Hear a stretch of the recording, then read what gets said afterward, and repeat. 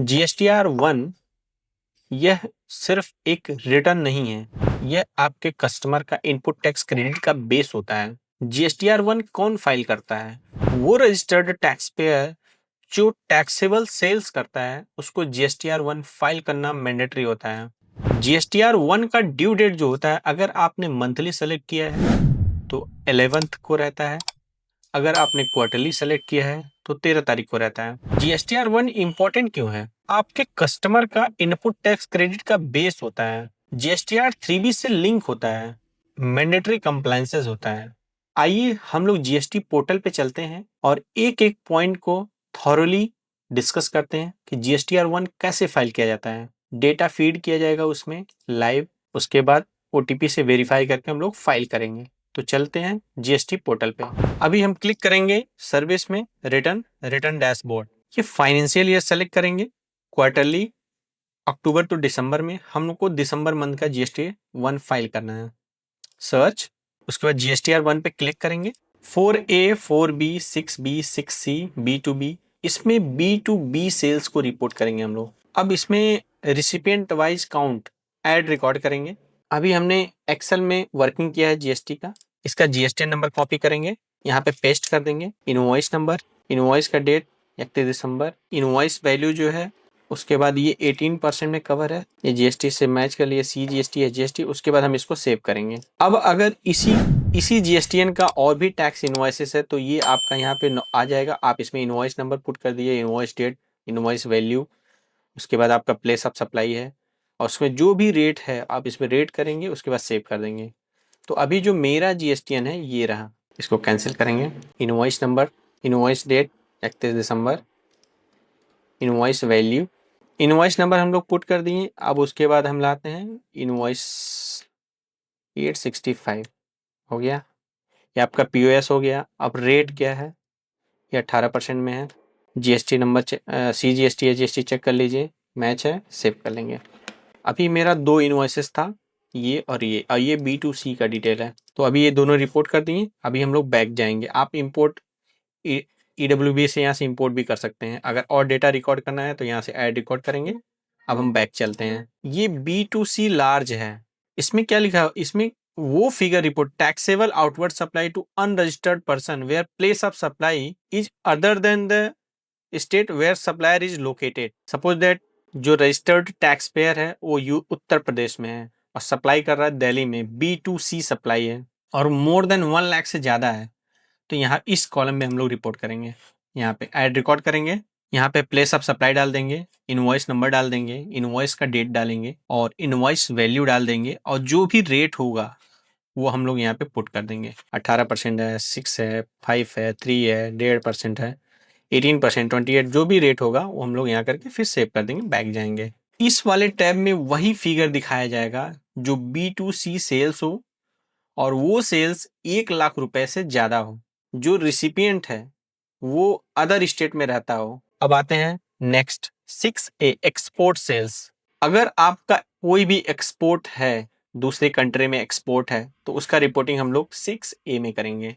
अब आते हैं B2C सेल्स। अगर अदर स्टेट भी है, बिलो 1 लाख से भी बिलो है, तो उसका रिपोर्टिंग हम लोग इस कॉलम में करेंगे और विद इन द स्टेट है तो उसका भी रिपोर्टिंग इसी कॉलम में करेंगे। अब आते हैं place of supply Uttar Pradesh.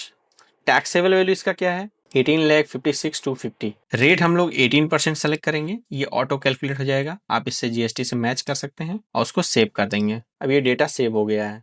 आप ईबे बिल से भी डेटा इंपोर्ट कर सकते हैं और ऐड रिकॉर्ड करना है जो मैनुअली पुट करना पड़ेगा, आप यहाँ से भी कर सकते हैं।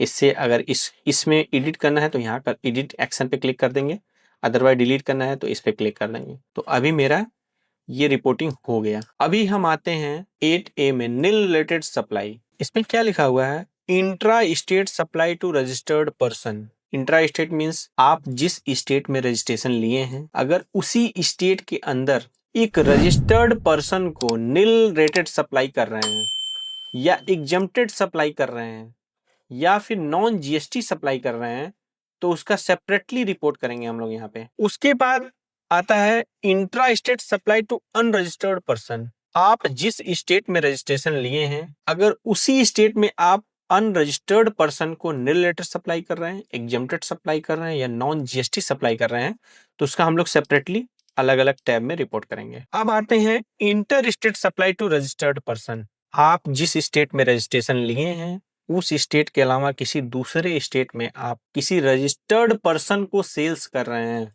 निल रेटेड है, एग्जेम्प्टेड है, नॉन जीएसटी सप्लाई है, तो उसका हम लोग सेपरेटली रिपोर्ट करेंगे। और सेम ऐसे है inter state supply to unregistered person. आप एक स्टेट से दूसरे स्टेट में किसी अनरजिस्टर्ड पर्सन को सप्लाई कर रहे हैं तो उसका रिपोर्टिंग हम लोग इस वाले टैब में करेंगे। उसके बाद सेव करेंगे। Debit credit note to registered person. अगर आपने B2B सेल्स है आपका, उसके अगेंस्ट कोई क्रेडिट या डेबिट नोट इशू हुआ है, ये आपका इससे लिंक होगा, इस वाले से। इसमें अगर इस टैब में आपने कुछ भी B2B सेल्स किया हुआ होगा तो उसका जो भी क्रेडिट और डेबिट नोट इशू होगा उसको हम लोग 9B में डिस्क्लोज करेंगे। अब इसको क्लिक करते हैं, यहाँ पे हम लोग ऐड रिकॉर्ड पे क्लिक करेंगे, यहाँ पे जीएसटीएन नंबर डालेंगे, ये ऑटो उठा लेगा। डेबिट और क्रेडिट नोट नंबर होगा जो वो आएगा, डेबिट और क्रेडिट नोट का डेट होगा, क्या है डेबिट है या क्रेडिट नोट वो सेलेक्ट करना है, उसका नोट वैल्यू क्या है वो सेलेक्ट करना है, और उसका प्लेस ऑफ सप्लाई क्या है, कौन से स्टेट में आपने डेबिट और क्रेडिट नोट इशू किया है उसका हम लोग यहाँ पे सेलेक्ट कर लेंगे। जैसे ये सेलेक्ट करेंगे उसके बाद आपका रेट का ओपन होगा, किस रेट में है, 18% में है, 28% में है, 14% में है, जो भी रेट होगा वो आप नीचे सेलेक्ट कर लेंगे, फिर सेव करेंगे, फिर बैक कर देंगे।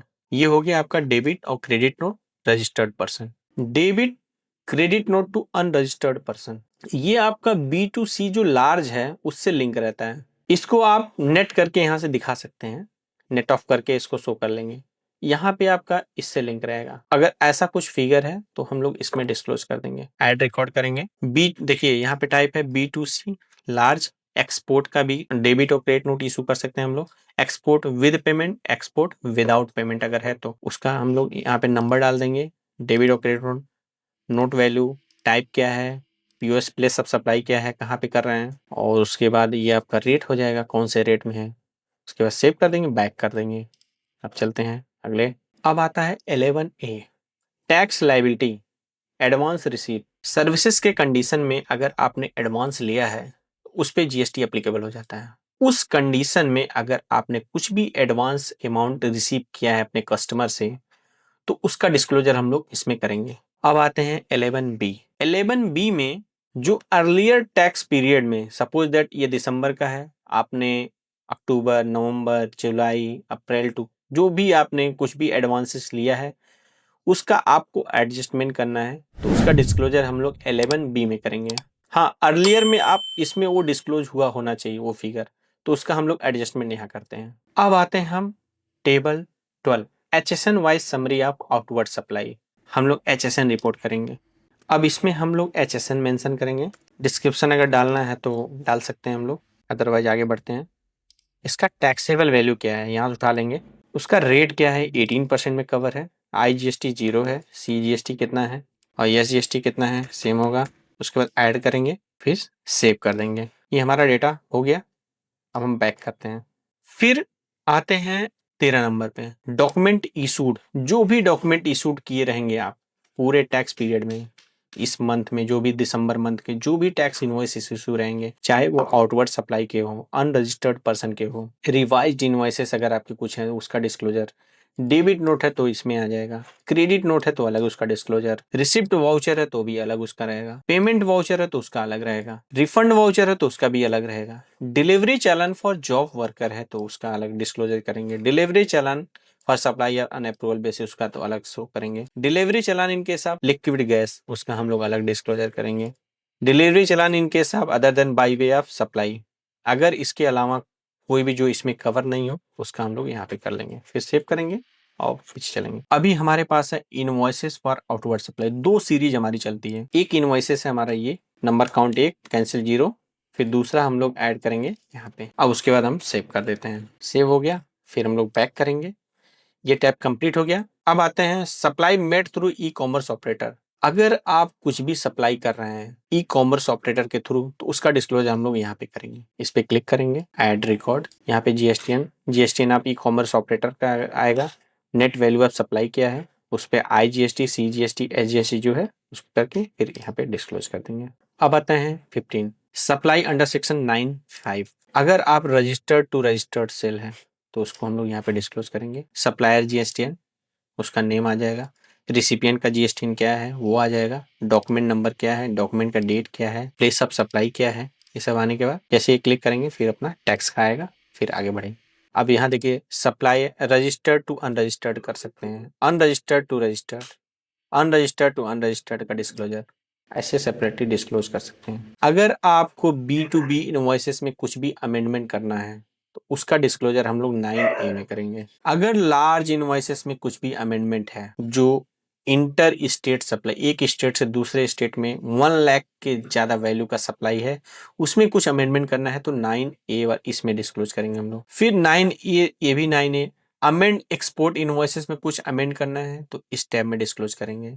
अब 9C में आते हैं, अमेंड डेबिट और क्रेडिट नोट रजिस्टर्ड पर्सन जो है अगर उसका डिस्क्लोजर है तो 9C में जाएगा। फिर आते हैं 9C, amend debit credit note unregistered है तो उसका डिस्क्लोजर इस टैब में जाएगा। और आते हैं अमेंड B2C अदर है तो उसका डिस्क्लोजर यहाँ पे आएगा। एडवांसेस की जो टैक्स लायबिलिटी है, जो आपने एडवांसेस रिसीव किया है उसमें कुछ अमेंडमेंट करना है तो 11A में आएगा। जो एडजस्टमेंट ऑफ एडवांसेस का है अगर उसमें कुछ चेंजेज है तो आपको 11B में दिखाना है। और ई कॉमर्स ऑपरेटर का जो सप्लाई है उसको कुछ अमेंडमेंट करना है तो इसमें आएगा। और 15A में अगर कुछ अमेंडमेंट है तो इस टैब में आएगा। तो अभी हमारे इसमें कुछ भी अमेंडमेंट नहीं है, सिर्फ इसमें B2B invoices, B2C invoices, HSN summary और डॉक्यूमेंट इशू, इतना डिस्क्लोजर था।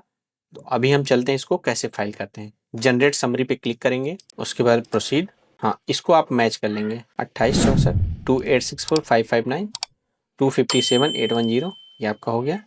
आप इसको थारोली चेक कर लीजिए। B2B इनवॉइसेस का कितना है, ये B2B इनवॉइसेस आपका ये है।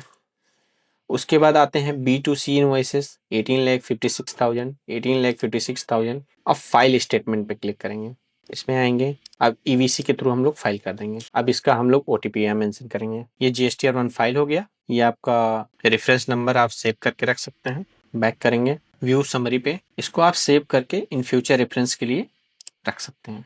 तो ये रहा GSTR1 का फुल डिटेल। अगर आपको GSTR1 में कुछ भी इशू आ रहा है फाइल करने में तो आप कमेंट कीजिए, हम उसका रिप्लाई करेंगे।